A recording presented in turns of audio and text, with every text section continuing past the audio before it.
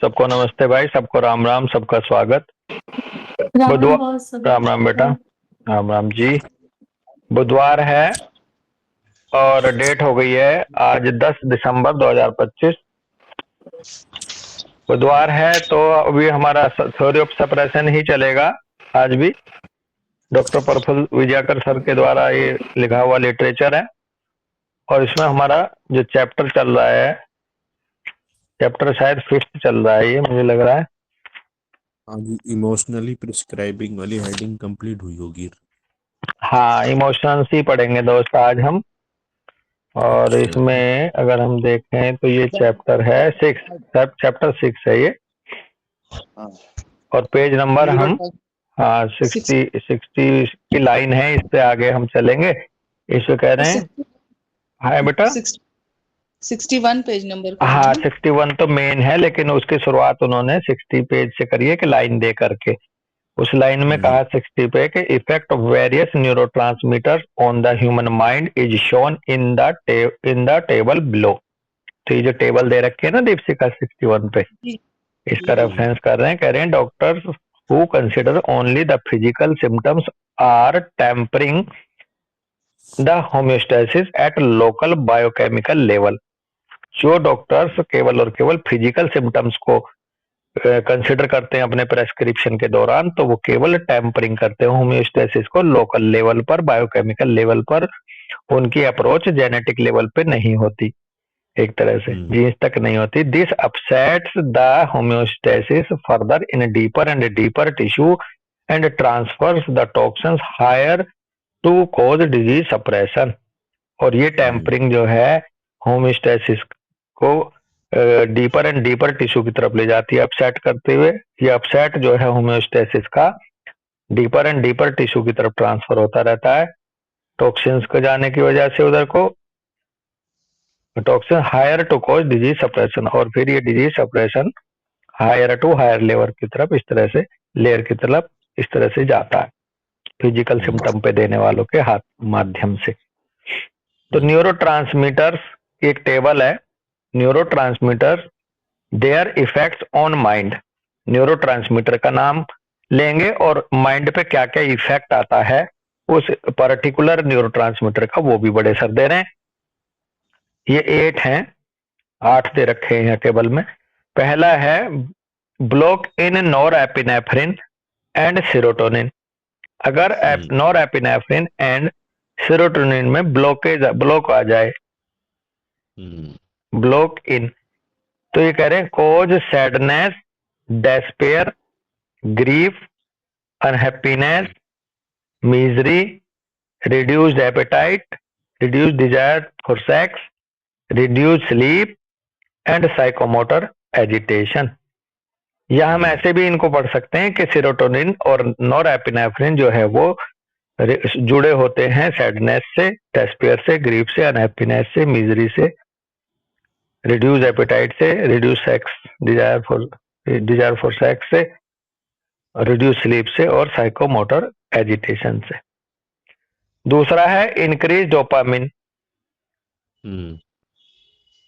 अगर डोपामिन बढ़ जाता है तो cause the sense of persecution. बल्कि इंक्रीज में यहाँ मैंने गोला कर रखा है, ये डोपामिन अगर किसी में कम है तो वो शायद जाएगा उधर। या ये कहेंगे डोपामिन रिलेटेड है सेंस ऑफ परसिक्यूशन से, for outside sources, hearing of voices, incoherent speech, dislocation of ideas, abnormal sequence of thoughts and abnormal posture. बड़े सर ने इसमें इंक्रीज कहा है अगर डोपामिन किसी में बढ़ जाए। हाँ जी बस, तो वो ये है ना क्या क्या कहते हैं, जैसे ब्लॉक इन नॉरएपिनेफ्रिन और सेरोटोनिन है। हाँ। तो बेसिकली क्या है कि आप इसको ऐसे उल्टा लेके चलिए कि जब हम सैड होते हैं तो सेरोटोनिन निकलता है और हमारे उस हार्मोन को जाके काम करता है और हम सैडनेस से बाहर निकलने लगते हैं। लेकिन अगर ब्लॉक हो जाता है, हाँ। अगर ब्लॉक होता है तो क्या कहते हैं उसका सैडनेस का या डेस्पेयर का ड्यूरेशन बढ़ जाता है। इसी तरह से डोपामिन क्या करता है, डोपामिन हमारे जो मेंटल फैकल्टी को अफेक्ट करता है किसी भी तरह से बाहर से, और हमें अजीब अजीब सी हरकतें होती हैं तभी। लेकिन मुझे ऐसा लग रहा है कि दोनों का ये उल्टा तो नहीं आ गया। ब्लॉक अगर डोपामिन होगा तो इधर जाएगा, और अगर बढ़ जाएगा सेरोटोनिन तो उधर जाएगा। ये मुझे ऐसा लग रहा है, क्योंकि सेरोटोनिन जो है डॉक्टर अमित भाई, अगर सेरोटोनिन ब्लड में ज्यादा है तो डेस्पेयर में जाएगा बंदा। हम्म, तो इसमें तो मुझे बस ऐसा लग रहा है कि पहले वाला तो इंक्रीज होना चाहिए था, दूसरे हेडिंग में डोपामिन का ब्लॉक होना था। अगर डोपामिन कम हो जाता है तो बंदा कम खुश रहता है, ये बात पक्की है। अगर बस डोपामिन कम हो गया तो उसको वो डाउन जाएगा, है भैया। हाँ, यहाँ पर यह है कि परसिक्यूशन है और खुश का मतलब नहीं है कि उसको अजीब अजीब होने लगता है, वो जो इनकोहेरेंसी में चला जाता है। डाउन तो नहीं रहता, लेकिन अप स्टेयर्स में भी इधर की बातें सुनना है, कभी उधर की सुनना है, कभी इधर की सुनना है, ऐसे करने लगता है, नॉर्मल नहीं रहता। अच्छा डॉक्टर दीप से कहा ना, पैरेलल आप गूगल पे भी निकाल लो, फंक्शन ऑफ डोपामिन, वही फंक्शन, हाँ निकाल वही लिए फंक्शन पढ़ो, फंक्शन ऑफ सेरोटोनिन पढ़ो बेटा पहले। जी।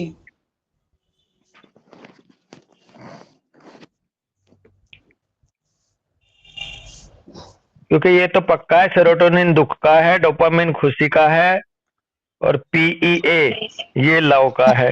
ये दो तीन तो मुझे बड़े याद थे। पहले मैं डोपामिन पढ़ दे रहा हूँ, बोल दे रहा हूँ, हाँ है ना। पहले हाँ डोपामिन ही निकला था। हाँ हाँ, डोपामिन जो होता है वो हमारे मोटिवेशन को बढ़ाता है, ठीक है हैप्पीनेस को बढ़ाता है, ठीक है, प्लीजरनेस को, वो है ना। बढ़ाता है। ये, हाँ जी। ओके बट है कि कंसंट्रेशन और फोकस को बढ़ाता है, ओके, ठीक है। ठीक है, और लर्निंग और मेमोरी में सुधार लाने का भी काम है इसका, ओके। और अगर है ना। ये कम हो गया किसी शरीर में तो ये हाँ फैकल्टी डाउन जाएंगी, बिल्कुल। है ना। हाँ ओके, जी, हाँ जी। सेरोटोनिन पढ़ो। अब मैं सीरोटोनिन हाँ, सेरोटोनिन क्या है कि ये रेगुलेट करता है मूड को, स्लीप को, एपेटाइट को, डाइजेशन को और दूसरे बॉडी फंक्शंस को। इसमें लिखा है it plays a crucial role in the central nervous system for psychological well-being and approximately 90% of body's serotonin it is produced in the gut. Okay, Serotonin also contributes to the physical functions such as blood clotting and bone density and is a target for treatments for depression, hmm, anxiety, and other mood disorders. Okay. जो psychomotor agitation था, तो serotonin अगर भाव इसको हम पकड़े तो serotonin बस अगर ज्यादा है तो किधर जाएगा मरीज डॉक्टर दीपशिखा। बस लिखा है कि लो लेवल ऑफ सेरोटोनिन हाँ, आर लिंक्ड टू एंजाइटी और डिप्रेशन। अगर लो लेवल। सेरोटोनिन, हाँ जी, आज कीवर्ड कह रहा है चैट जीपीटी भी कि अगर बॉडी में सीरोटोनिन कम होता है हाँ तो पेशेंट एंजाइटी, रेस्टलेस माइंड और डिप्रेशन की तरफ जाएगा। हाँ, फिर तो अमित शर्मा भाई बिल्कुल सही कह रहे हैं। अगर ब्लॉक हो गया सेरोटोनिन तो फिर हम्म, इसका मतलब बढ़ना नहीं, सेरोटोनिन का कम होना उधर ले जाएगा एंजाइटी की तरफ, है जी।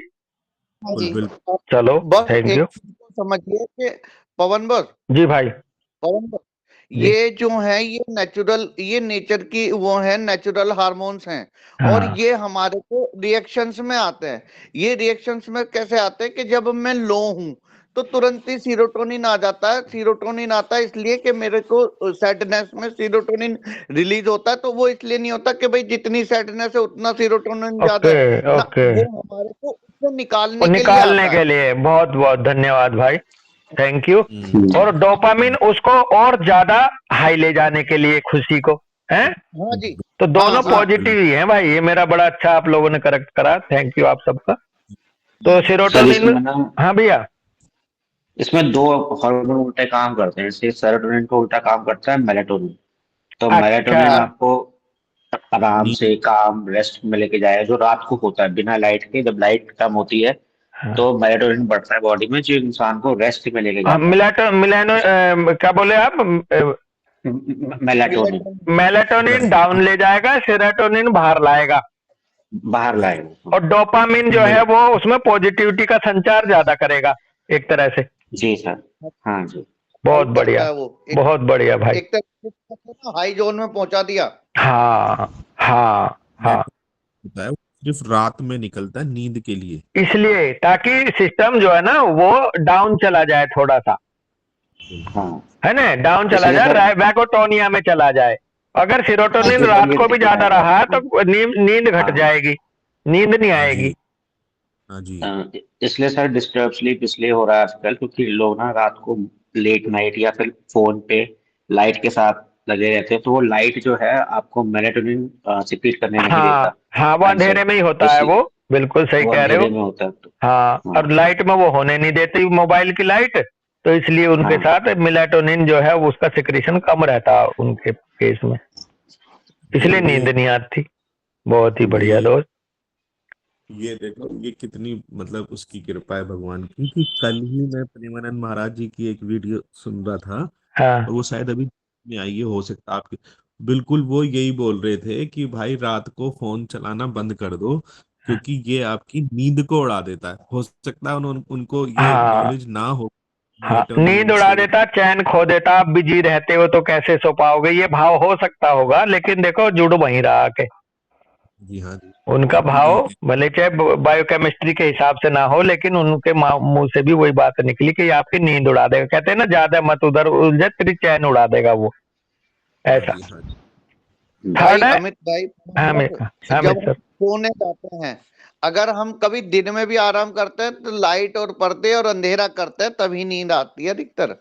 हाँ, जी, तो बताया ना अभी श्रेय ने, मेलाटोनिन जो है नींद लाने के लिए जिम्मेदार है, और मेलाटोनिन सिक्रीट होता है अंधेरे में। जी, अंधेरे में।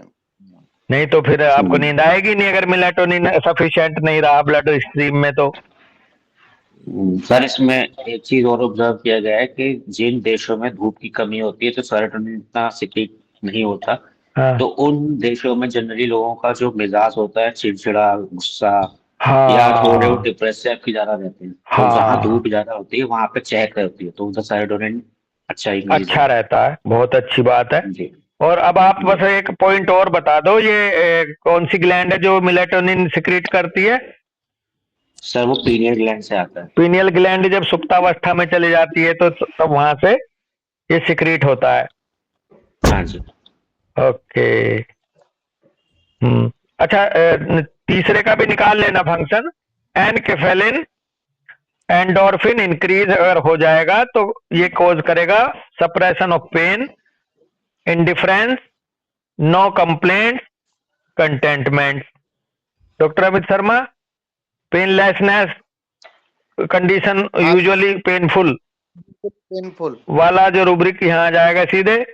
जिन लोगों को हाँ जी। दर्द वाली चीजों में दर्द नहीं होता, दर्द महसूस होना बंद हो जाता है, तो उनके हम्म, शरीर में एनकेफेलिन एंडोर्फिन इंक्रीज हो रखा है, इसका मतलब। हाँ जी। हम्म, वो इसमें लिखा है कि endorphins and enkephalins are endogenous opioid peptides, natural chemicals in the brain that act like morphine, reducing pain, elevating mood, and creating feeling of well-being, hmm, like okay runner's high. हाँ ओके, तो ये एनकेफेलिन और endorphin के बढ़ने के कारण आती है बॉडी में स्टेट, माइंड के लेवल पर। नेक्स्ट है थायराइड हार्मोन अगर इंक्रीज हो जाता है तो ये कॉज करता है increase overall metabolism, increase activity of body, increase activity of nervous system. इसका भी बेटे निकालते रहो साथ साथ, अलग अलग दो तीन लोग निकाल के रखो, जो पहले बोलने लगे वो अच्छा है क्लास में। तो थायराइड जो है इसमें कहते हैं ये बीएमआर से रिलेटेड होता है, बीएमआर जो है जी गवर्न सर। होता है टीएसएच थायराइड हार्मोन से। तो हाँ। ओवरऑल मेटाबॉलिज्म बढ़ाता है, इंक्रीज करता है बॉडी की एक्टिविटी को। इसलिए जो लोग ये मानते हैं अपने आप को कि हम सफिशिएंट एक्टिव नहीं है, सफिशिएंट हम काम नहीं कर पा रहे, हम अचीव नहीं कर पा रहे किसी चीज को, तो उनकी थायराइड ग्लैंड डिस्टर्ब हो जाती है इस हार्मोन के लिए, हम्म, है जी। बस इसमें हाँ, regulate your body's metabolism, controlling how cells use energy, affecting heart rate, body's temperature, digestion, brain development, muscle function, and bone health.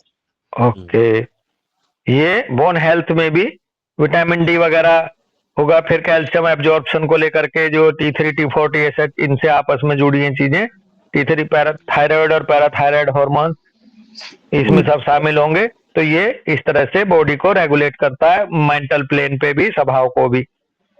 और बॉडी का थर्मोस्टेट अच्छा भी। ना बस पवन बस जी भाई।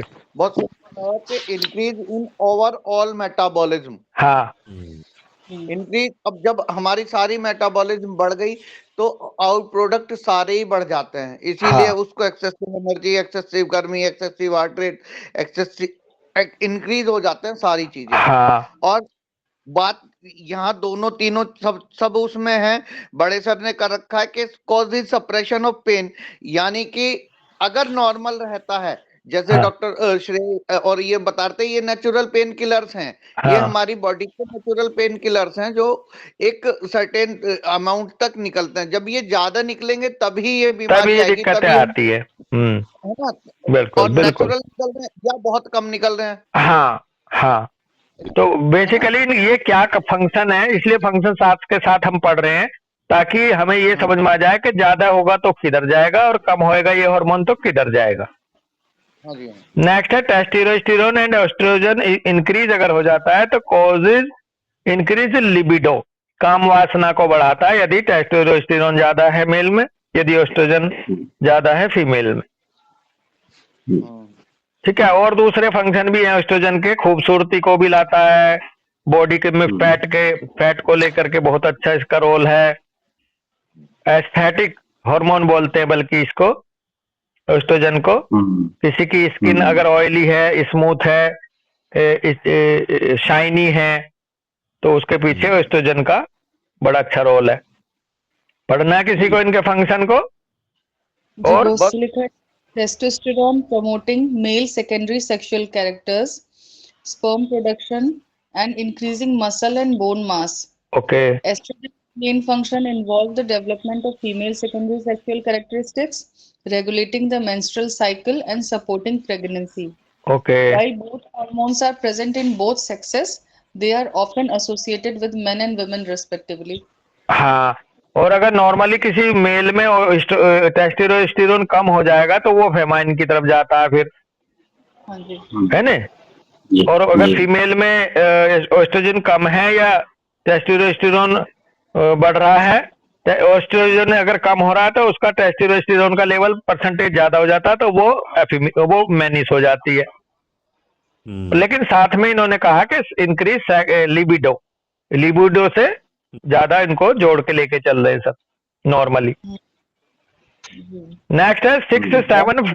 हाँ भैया अमित कुछ कह रहे हैं, अमित शर्मा। मतलब वही बात है, बेसिक फंक्शन है लिबिडो बढ़ाने के लिए ही। आपने जैसे कहा ना, वो अपनी एस्थेटिक होता है, वो सब कुछ होता है, वो कर क्यों रहा है? वो कर रहा है लिबिडो बढ़ाने के लिए। हाँ ऐसे बिल्कुल कर क्यों रहा है, पार्टनर को वो करने के लिए।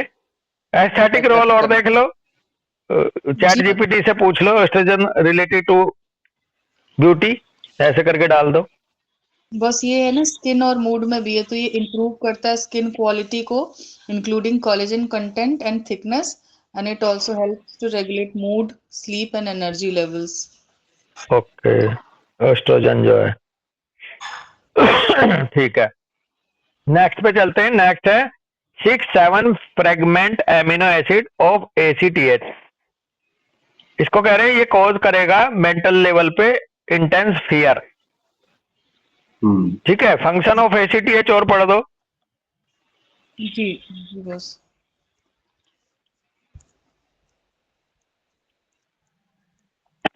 अमित पाल श्रेय आप भी ना निकाल के रखो, नेक्स्ट वालों को निकाल के रखो आप। ACTH is a 39 amino acid peptide. Its function are primarily mediated by its N-terminal sequence. एक मिनट बस रुकिए। हाँ, stimulate cortisol release, regulate stress response, controlling metabolism, influencing blood pressure and sugar, suppressing inflammation, adrenal gland growth and maintenance. Okay, तो ये तो physical level पे है, और मेंटल लेवल पे बड़े सर ने लिखा कॉज इंटेंस फियर। नेक्स्ट है फिनाइल इथाइल एमीन अगर बढ़ जाता, PEA तो ये कॉज करता है इंक्रीज फीलिंग ऑफ लव। कई लोगों को देखा होगा वो हग करते रहते हैं, जिससे भी मिलेंगे गले लग जाते हैं, चाहे नॉन है अननोन है। और एक रूब्रिक भी है, किस एवरीवन। अगर इसमें पीईए डिस्टर्ब होएगा तो ये उधर लेके जाने वाला है। अगर कम होगा तो फीलिंग ऑफ लव कम होनी चाहिए, जो हम रिवर्स पढ़ते हैं। और अगर ज्यादा हो गया तो वो उधर जाएगा, किस एवरीवन की साइड में। हाँ भैया पढ़ो। बस सर ये भी मूड रेगुलेशन पे काम करता है ये भी। ओके, हाँ दीपशिका पढ़ रही है। बस इसमें लिखा है कि PEA is like your body's own little cheer leader, cheer leader, helping to अच्छा। helping to create happy hormones like dopamine and serotonin. These जी। hormones are like little mood boosters, making you feel good and helping you focus. So if your PEA levels are low, you might not be feeling as happy or focused as you usually do. हाँ बिल्कुल, एक और alertness को भी बढ़ाता है ये। अच्छा। और ये अगर बढ़ा रहेगा तो ऑलवेज वो एनर्जी में रहेगा, उसको भूख भी कम लगेगी। हाँ, अलर्टनेस में जा करके, और वो एक कहते हैं ना, ये खुशी हर्षोन्माद में रहेगा एक तरह से। हाँ मुझे लग रहा है जो है, क्या नाम है, विराट कोहली का कौन सा होगा अमित भैया इंक्रीज, डोपामाइन या ये? विराट तो बताओ, आप लोग ही देखते हो क्रिकेट। अमित भैया कहाँ गए? अमित शायद चले गए। बस तो सारा का सारा ही होगा, हमें लगता है मोटिवेशन भी उसके अंदर पहले है। रहा होगा, अब तो बैलेंस हो गया, इतना तो मैं बोलता हूँ। अब तो हाँ बहुत पहले तो जरूर पहले रहा होगा जो आप कहना चाह रहे हैं अमित पाल, लेकिन अब भाई में बड़ा बैलेंस है। वो जी एज जी। सीनियर हो गया या जैसे भी, तो उसमें उसमें एंथुसियास्टिक, जो पावर स्ट्रेंथ की तरफ ले जाए, कोई एक पर्टिकुलर कहना, ऐसा लग रहा है जैसे सारे ही होंगे उसमें, तो एक बैलेंस उसमें। हाँ बहुत एक्सरसाइज बहुत करते हैं ना, तो जो फिजिकल और स्ट्रेंथ एक्टिविटी होती है ये डोपामिन रिलीज करने में ये भी बहुत हेल्प करती है। तो ये हैप्पी हार्मोन्स और मोटिवेशन होना, ये चीजें तो फिर वो मतलब उतना फिजिकली फिट भी रहता है ना, हाँ, बंदा फिट रहता है उतना, बिल्कुल। ध्यान रखता है पूरा चीज। हाँ, नेक्स्ट है ऑक्सीटोसिन। अगर इंक्रीज होता है तो इसमें cause it desire to hug. ये ज्यादा लग रहा है किस एवरीवन की तरफ, ऑक्सीटोसिन। हाँ भैया। सर इसमें ये हो जाएगा ना, जैसे डिजायर टू बी कैरेस्ड और हग और हाँ होल्ड, हाँ होल्ड हाँ, desire to magnetize desire to be. Yes, तो ये वहां सारे पे भी रूब्रिक उधर जाएंगे, बिल्कुल। जी अब यहाँ छोटा सा पॉइंट अगर हम यही ले लें कि कोई बंदा magnetize desire to, hug desire to, kiss everyone, ये रूब्रिक हम पढ़े हैं। अगर उसके खून में ऑलरेडी किसी वजह से ऑक्सीटोसिन बढ़ रहा है तो ये नॉर्मल है, ये हमारे लिए अनकॉमन हो ही नहीं सकता। पीक्यूआरएस इसको अगर हम लेंगे तो ये सिलेक्शन में हमें गलत दिशा में ले जाएगा। बिल्कुल, हमें जाना ये क्यों ऐसा हो रहा है। हाँ, अगर किसी को डिजायर टू हग किस एवरीवन है, तो अगर उसके शरीर में ऑक्सीटोसिन बढ़ रहा है तो ये एक उसका पैथोफिजियोलॉजी का पार्ट है। इसलिए कैंट साहब कहते हैं कि पैथोफिजियोलॉजी वाली इंफॉर्मेशन को शामिल मत करना मेडिसिन को सिलेक्ट करने में, नहीं तो आप ना कॉमन पे प्रेस्क्राइब कर रहे हो, अनकॉमन पर नहीं। जी तो ये जो है ना, इसलिए इनसे भी ऊपर जाते हैं मलिक सर, इन रूब्रिक से भी ऊपर जाते हैं। इनको कई बार हम जिनको अब हमें नहीं पता होता तो हम सोचते हैं यार पीक्यूआरएस है, अनकॉमन है ये, तो आप कैसे कह रहे कॉमन नहीं, कॉमन है ये जब किसी के भी गले लग जा रहा है। भैया उसके शरीर के अंदर वो चेंज आ चुका है, जो चेंज आ चुका है शरीर के अंदर, वो किस वजह से आया, उस वजह पे जाके दवाई देनी है, ना कि उस चेंज के ऊपर। तो ये हमें यहाँ भी निकालेगा इन सब चीजों से। ऐसे रूब्रिक को लेने से हम बचेंगे, या ऐसे रूब्रिक के साथ हम ऊपर वाला रूब्रिक लेंगे, अनकॉमन जो होगा ये कॉमन हो जाता है। डॉक्टर श्रेय, अगर ऑक्सीटोसिन बढ़ा हुआ है वहां ये चीज कॉमन हो जाएगी, कॉमन सिम्टम पे प्रेस्क्रिप्शन होता नहीं। तो ये सब चीजें हमें इस तरह से भी केस में आगे बढ़ने में मदद करेंगी भाई। जी ये अनकॉमन हो सकती है भैया, पीक्यूआरएस, ये पीक्यूआरएस भी हो सकती है। हम्म कहीं पे मानो कोई कोमा में पड़ा है पेशेंट, हम्म, वो हाँ किस कर रहा है, हम्म। मिलने जा रहा है उससे कर रहा है, तो वो थोड़ा सा वहाँ ये भी एक वो हो सकता है कि हाँ, अनकॉमन लेकिन हो। अगर वो कोमा में या मान लो वो बीमारी के बाद यदि उसके अंदर ये चेंज आया है ना अमितपाल, हाँ जी, हाँ जी, तो भी उसमें यही देखा जा सकता है कि उसके शरीर में कुछ ऐसा बढ़ तो नहीं गया। जैसे मैंने एग्जांपल दिया था अपनी बहन के ससुर का। हाँ जी, हाँ जब जी। मेरे मौसा जी वेंटिलेटर से वापस आए थे, हम्म। तो जीजा जी ने बताया था कि वो सबको आप कह के बोलने लगे थे, हाँ जी। छोटे से बच्चों को भी, अपने बेटों को भी, जबकि वो अच्छे खासे उनसे डर लगता था हर बच्चे को, हर लड़के को। हम्म। तो उनके शरीर में जो वो परिवर्तन आया ना, आप कह के बोलने लगे, आपने खाना खा लिया क्या, आप क्या कर रहे हैं, आप कहाँ जा रहे हैं, हम्म। तो एकदम अनकॉमन पीक्यूआरएस था, लेकिन वो उनकी किसी न किसी अंदर हार्मोन इम्बैलेंस की वजह से था। और हम्म। उसका कंसिक्वेंस ये हुआ कि वो हफ्ते 2 हफ्ते बाद वो सडनली वो निकल हम्म। लिए। हम्म। तो वहां ये जरूर हमें इशारा करता है कि भाई मामला ठीक नहीं है, गड़बड़ है। लेकिन मेडिसिन बिल- किस सिम्टम पे जाके देनी है, वहां जरूर ध्यान देना कि हमें उसे कंसिडर करना है या कुछ और उनका अनकॉमन लेना। बिल्कुल, बिल्कुल। ये है थोड़ा सा पॉइंट बस। जी। एकदम मना नहीं करेंगे कि नहीं लेना है, लेकिन भाई ये पैथोफिजियोलॉजिकल बताए गए हैं। जो पैथोफिजियोलॉजिकल सिम्टम होते हैं वो कॉमन सिम्टम होते हैं किसी भी हम्म। मरीज के, उनको उनसे बचना चाहिए प्रेस्क्राइब करने के लिए उनके ऊपर। बिल्कुल। आगे तो बढ़ते हैं। कह रहे हैं doctors who consider only the mentals as shown in the chart are actually acting on the neurons which secrete the particular neurotransmitter. For hmm. example, prescribing for a core of suspiciousness, people are taking about me, laughing at me, etc. is a symptom of Barita carb. Barita carb might help temporarily by hmm. decreasing the synthesis of dopamine, but hmm. the drug may not hold since action and reaction are equal and opposite. देखो कितनी अच्छी बात कह दी। जो हम्म। Doctor mental को लेकर के उसके प्रिस्क्राइब करते हैं, जो चार्ट दिए गए हैं, तो केवल काम करते हैं न्यूरॉन्स के ऊपर जहां वो सिक्रीट हो रहा पर्टिकुलर न्यूरोट्रांसमीटर, जिसकी वजह से वो सिम्टम आ रहा है। हम्म। और अगर प्रेस्क्राइब कर दे रहा है, एग्जांपल दे रहे हैं सर, अगर कोर बना ले वो अपने प्रेस्क्रिप्शन की कि suspiciousness, people are talking about me, इस रूब्रिक को ले ले, या लाफिंग एट मी इसको ले ले, तो सर कह रहे हैं इस सिम्टम पे आपकी बेराइटा कार्ब आ जाएगी। लेकिन बेराइटा बिल्कुल। कार्ब जो टेम्परेरीली मदद करेगी, पास। टेम्परेरी इसको डिक्रीज कर देगी उस डोपामिन सिंथेसिस को, जिसकी वजह से वो ये रूब्रिक आ रहा, ये सिम्टम आ रहा। परंतु जी। कह रहे हैं ये बेरेटा कार्ब जो है कभी भी होल्ड नहीं कर सकती इस एक्शन को, हमेशा हमेशा के लिए कह लो क्योर नहीं कर सकती, जब तक रिएक्शन जो है इक्वल एंड अपोजिट ना हो। Hmm. The patient might have rebound aggravation and the doctor may become helpless. और फिर इन केस में क्या होता है कि पेशेंट जो है वापस जब आगे बढ़ता है तो एग्रावेशन हो जाता है, और फिर डॉक्टर जो है वहां फिर हेल्पलेस हो जाता, असहाय हो जाता, अब क्या करूं। हम्म। ये बहुत बॉस ही क्रूशियल पॉइंट है हमारे लिए, क्योंकि सबसे बड़ी मिस्टेक हम लोगों पे ये होने के चांस हैं जो हमारा लेवल है। अमित पाल। हाँ बिल्कुल। दीपशिका।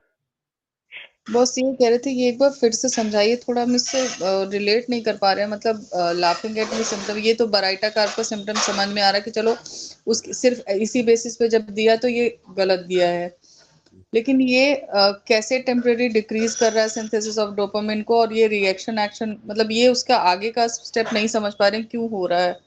हाँ, वो कह रहे हैं बट ड्रग में not hold since action and reaction are equal and opposite.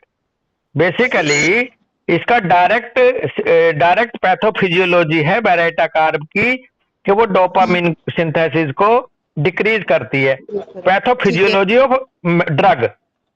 हाँ हम्म। तो ठीक है। अगर पैथोफिजियोलॉजी ऑफ ड्रग के आधार पे हमने दे दी, तो हाँ वहां तो हमें वो देनी चाहिए थी जो डोपामिन को डिक्रीज करती हो, अच्छा जिसका हाँ डोपामिन को, किसी इंसान के अंदर डोपामिन अगर इंक्रीज हो रहा है तो हमें वो मेडिसिन देनी है जो इंक्रीज करती हो। हाँ जी हाँ जी हाँ जहां हाँ डिक्रीज हो रहा है हमें वो देनी चाहिए जो डिक्रीज करती है, ताकि वाइटल फोर्स का सेकंड रिएक्शन अपोजिट आए, इक्वल एंड हाँ अपोजिट। तो ये हाँ। बेसिकली बैराइटा कार्ब का नॉर्मल जेनेटिक जो करेक्टर है वो डोपामिन को डिक्रीज करना है,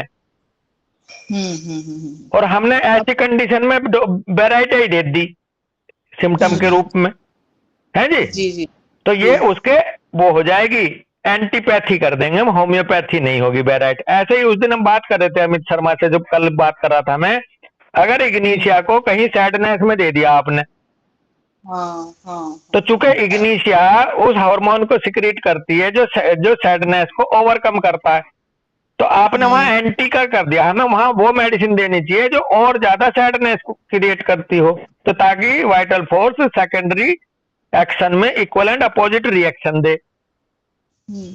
तो कई बार जेनेटिक कॉन्स्टिट्यूशनल सिमिलिमम के तहत इसलिए बचना चाहिए इनसे। हाँ जी। तो वो यही थी कल जो बात की अमित शर्मा भाई के साथ हमारा था। तो बैराइटा कार भी इस तरह से उसको टेम्परेरीली तो आराम कर देगी तुरंत, लेकिन क्योर नहीं करने की, ऐसे मान लो आप। जी प्राइमरी रिएक्शन और सेकेंडरी रिएक्शन समझ में आ गया। हाँ, और मजे की बात यह है, कह रहे हैं कि आगे चल के पेशेंट और भी ज्यादा एग्रावेट हो जाएगा और डॉक्टर हो जाएगा हेल्पलेस अब। बिल्कुल। और मैंने लास्ट में, अमित शर्मा अब आए हैं शायद, बीच में चले गए थे, मैंने एक बात फिर मैं अपने आप को भी याद दिला दूं और आप भाई बहनों को भी, बेसिकली हमारे लेवल पे, बच्चों के लेवल पे नहीं, बड़ों के लेवल पे नहीं, हमारे लेवल पे ये मिस्टेक ज्यादा होने के चांस है। क्योंकि हम जो है ना, ये तुरंत जो है उसके ऐसे उसको ले लेते हैं रूब्रिक को, जो उसका मूड से रिलेटेड है, उसके मेंटल से रिलेटेड है डायरेक्ट। तो हम उसमें सावधान रहें भैया, कोई उससे भी बढ़िया लो। मलिक सर कहते हैं ये सब ड्रामा है, चलो ड्रामा पे बात करते हैं। हाँ, जोड़ देते हैं। बिल्कुल, चलो ड्रामे को भी जोड़ देते हैं थोड़ा सा, ऐसे कह रहे थे एक दिन। जी हाँ जी। तो आगे कह रहे हैं, the plight of the homeopath is because he has not consider the patient as a whole. ये जो दुर्दशा हुई है उस होम्योपैथ की कि वो हेल्पलेस हो गया, वो इसलिए हुई है क्योंकि उसने पेशेंट को एज ए होल कंसिडर नहीं करा वहां। The patient in question was not baryta carb but his state और सिम्टम वर। बेसिकली वहां पेशेंट बैराइटा कार्ब नहीं था, उसका वो सिम्टम बैराइटा कार्ब था, और उसने सिम्टम पे दवाई दे दी। सिम्टम हो गया पैलिएट, ये सप्रेस। तो भैया वो तो दुर्दशा लिखा, प्लाइट का मतलब दुर्दशा। ये इस दशा में होम्योपैथ इसलिए गया, इसलिए फंसा क्योंकि उसने पेशेंट को एज ए होल कंसिडर नहीं करा। इसलिए मैं बोला कि ये हम लोगों के पार्ट पे ज्यादा ध्यान देने वाली बात है। हैंस वन, हाँ भैया। सर इसमें जैसे अगर स्टेट में बोला सर ने कि स्टेट थी बराइटा कार्ब की, तो अगर उस टाइम पे वो स्टेट बराइटा कार्ब की आ गई तो बराइटा कार्ब को देने के बाद फिर दोबारा टोटालिटी लेकर दूसरा ड्रग प्रिस्क्राइब करते हैं तो शायद रिबाउंड हो हाँ, जाता है। यही है तरीका। इमोशनल और मेंटल डिजीज जो है, क्योंकि मेंटल इफेक्ट दिखा रहे हैं ना इनके, इमोशनल और मेंटल डिजीज जो हमने ऑर्गेनन में पढ़े थे, वहां हैनीमैन साहब यही कह रहे हैं कि इस समय जो ये आउट ऑफ कंट्रोल हो रही है स्थिति, उसे कर लो नॉन होम्योपैथिक मेडिसिन से, यानी कि नॉन सिमिलर से, अदर क्लास ऑफ मेडिकामेंट से उसे कंट्रोल कर लो, लेकिन तत्काल ही, तुरंत ही, बिना समय गवाए उसकी एक antipsoric as a whole person को कंसिडर करके वहां निकाल लो भैया। नहीं तो फिर अगली बार जब जाके गिरेगा उस गड्ढे में तो और भी मुश्किल होएगी। ये वही वाली बात है, वो हैनीमैन साहब ने नहीं कहा उसमें वन साइडेड डिसीज में, हाँ वही, जितनी जल्द से जल्द हो सके उसको एंटीसोरिक मेडिसिन दे दो, वरना वो दोबारा से उस जोन में फिर गिरेगा, और फिर जब गिरेगा तो आप पे वो संभलेगा नहीं। और यही होता है, जैसे जो इस तरह की प्रैक्टिस करते हैं वो क्या करते हैं कि इंसेनिटी वाले केस में बेलाडोना, हाइओसाइमस, स्ट्रामोनियम की उससे आराम आ जाता वहां तत्काल। हाँ, और फिर लेकिन उसके बाद हमें हाँ, वो नहीं कर पाते, फिर उसकी एंटीसोरिक नहीं निकाल पाते। जी।